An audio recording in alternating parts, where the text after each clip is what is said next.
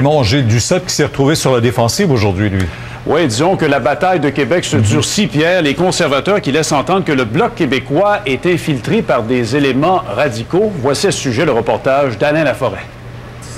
Gilles Duceppe marche vers l'hôtel de ville pour appuyer la liste d'épicerie du maire Labaume au lendemain du passage de Stephen Harper. Ça va? Comment ça va? Cherchant à reprendre les 5 comtés qu'il a perdus aux mains des conservateurs en 2006, le chef bloquiste se retrouve sur la défensive.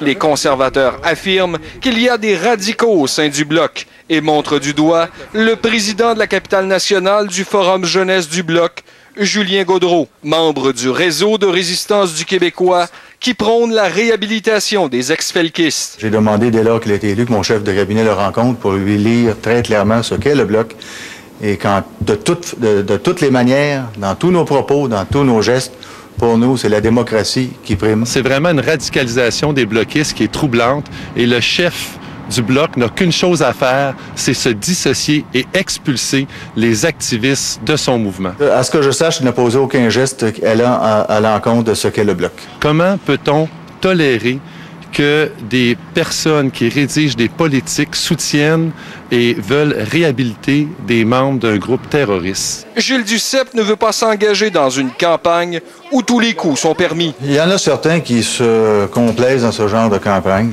N'empêche que le Bloc a dû faire une autre mise au point vendredi.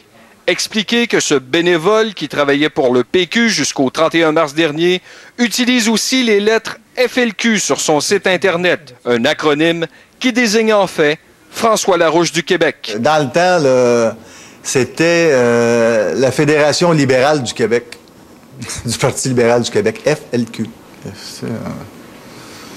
On n'a rien à voir avec la FLQ. La bataille de Québec est définitivement bien engagée, mais le chef bloquiste n'a pas l'intention de tomber dans ce type d'attaque. Alain Laforêt, TVA Nouvelles, Québec.